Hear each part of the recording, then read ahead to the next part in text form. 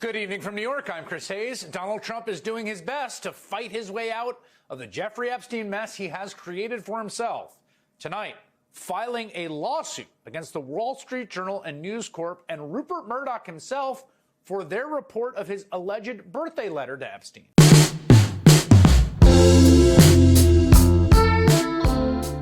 This while his Department of Justice scrambles to kind of appear to release some of the Epstein files in an effort, obviously, to placate his agitated MAGA base. We're going to get to the lawsuit in a minute. But first, the Department of Justice filed a motion to unseal grand jury information from both the case of late child sex trafficker Jeffrey Epstein and his associate, currently in federal prison, Ghislaine Maxwell. On its face, it appears to be a good thing because people want transparency. They want the files released. But there's a huge caveat here.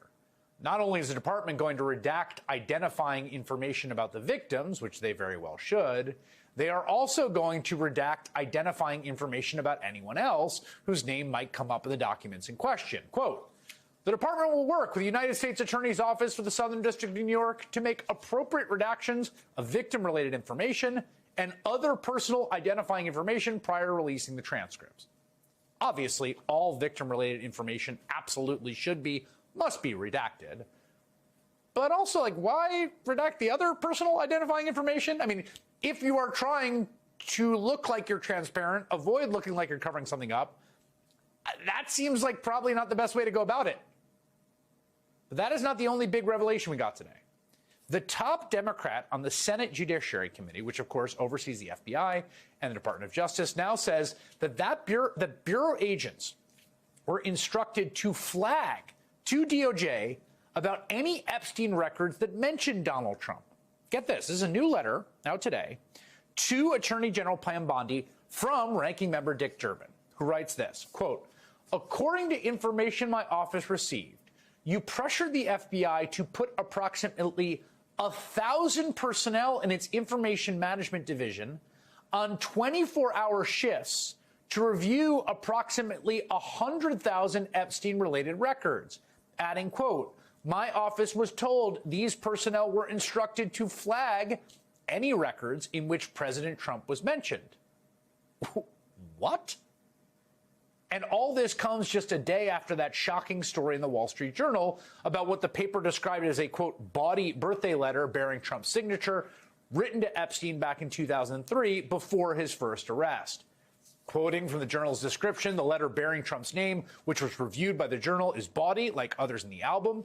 It contains several lines of typewritten text framed by the outline of a naked woman, which appears to be hand-drawn with a heavy marker. A pair of small arcs denotes the woman's breasts, and the future president's signature is a squiggly Donald below her waist, mimicking pubic hair. The Journal says that inside the outline of the naked woman was an imaginary typewritten conversation between Trump and Epstein, the third person, which included this line, Donald, enigmas never age. Have you noticed that? And ended with Trump, a pal is a wonderful thing. Happy birthday, and may every day be another wonderful secret. What's more, the document in question was at one point in possession of the DOJ, or at the very least, it was something reviewed by Department of Justice investigators in their prosecutions of Epstein and or his accomplice, Ghislaine Maxwell.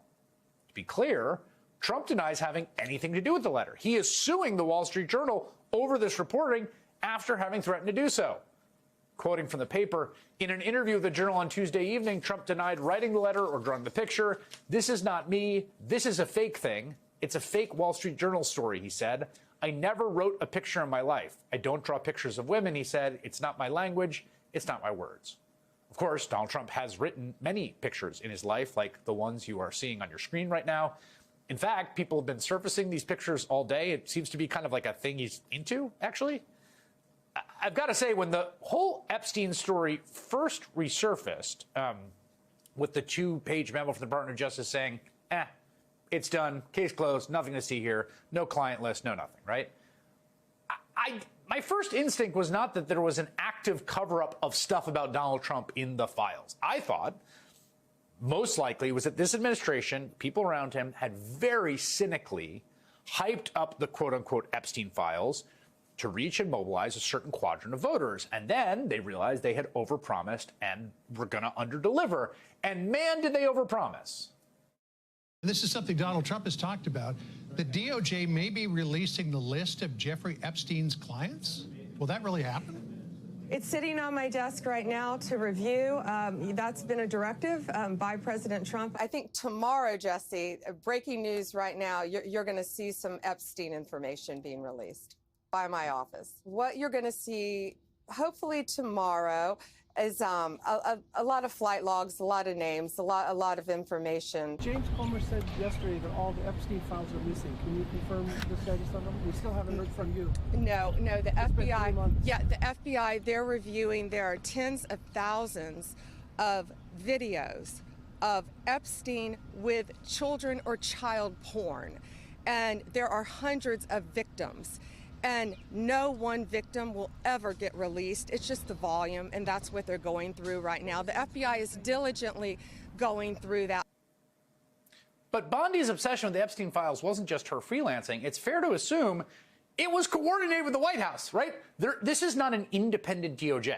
Everything Bondi does is coordinated with the White House. The DOJ works for the White House in a way that no DOJ has ever worked for the White House since Nixon, at least. So then, and that's established, right? The question becomes, well, why did this White House abruptly shift course? Why did the DOJ come out last week and say, you know what? Nothing to see here. Why has Donald Trump been spiraling ever since? I mean, we know he and Epstein were friends for years. The writer Michael Wolff has a recording of Epstein himself saying he was Trump's closest friend for a decade. Back in 2002, he told the New York Magazine that he'd known him for 15 years. Fun guy. If we couple this with today's revelations from Senator Durbin, which are gobsmacking, that 1,000 FBI agents doing 24-hour shifts, tasked with flagging mentions of Trump in their Epstein research, and then the Wall Street Journal letter, as well as the fact that DOJ wants to redact not just victim-related stuff, but other personal identifying information. Well, I mean, at a certain point, the most plausible explanation for the facts is that there's some kind of cover-up here. The DOJ was tasked with vetting Epstein materials for mentions of the President Donald Trump, his buddy of 15 years, who said that Jeffrey Epstein liked young women. And then subsequently, a decision was made not to release any more information on Epstein. Now, the Wall Street Journal makes clear that we don't know if this letter bearing Trump's signature, previously reviewed by the Department of Justice, was among the documents reviewed by this administration, right? That, like, some FBI agent was like, whoa, gosh, you got to see this, and flagged it. But if it was, and again, that seems plausible if it's in the record, it's hard not to see why they might come to the decision to just shut the whole Epstein thing down. Alex Wagner is an MSNBC senior political analyst. Lisa Rubin is an MSNBC legal correspondent, just published a new piece about Trump firing Epstein prosecutor Maureen Comey, and they join me now. Alex, let me start with you because, you know, I am so struck by this Durbin letter, partly because Dick Durbin is not a showboat. Dick, like, this is not a guy who's, like, going to go on social media and try to get attention. Like, and is also not going to commit this to writing to the Attorney General without some real information. The idea that 1,000 agents working 24 hours and told to flag stuff, that strikes me as a pretty wild. BFD, I think, Chris, is the official term for it. 1,000 of them, and the belief somehow, I mean, this is an exercise in hubris unlike anything I've ever seen. The idea that you're going to have 1,000 agents working under the explicit order to weed out the Trump stuff, and that's not somehow going to leak, but also Trump's strategy from the beginning, right? This is a person who in 2015 at CPAC is trying to impugn the reputation of Bill Clinton by mentioning Clinton's activities on Epstein Island. Trump is obsessed with Epstein. Trump gives, curries favor with people who are also obsessed with Epstein and what he's done. Trump plays footsie in interviews during the campaign, saying he will release the Epstein files, even if he sort of dances around it. He entertains the idea. Trump allies himself with people who are obsessed with Epstein, and then, Chris, populates his administration. The top levels of his administration, his attorney general, his FBI director, and his vice president, all obsessed with Jeffrey Epstein. He does this on his own accord, knowing, presumably, we can only gather, Chris, that he himself is in the Epstein files.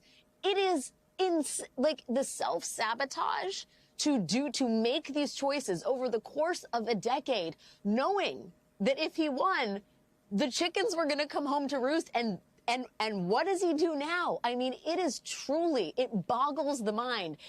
The phrase own goal isn't like, it is the most hubristic thing I've seen from a man who has pushed the bounds of hubris to the outer reaches of the universe. But this is a problem completely of his own creating. He brought these people in. They are asking for results. He built a movement on it, and now he sits atop it, potentially indicted in the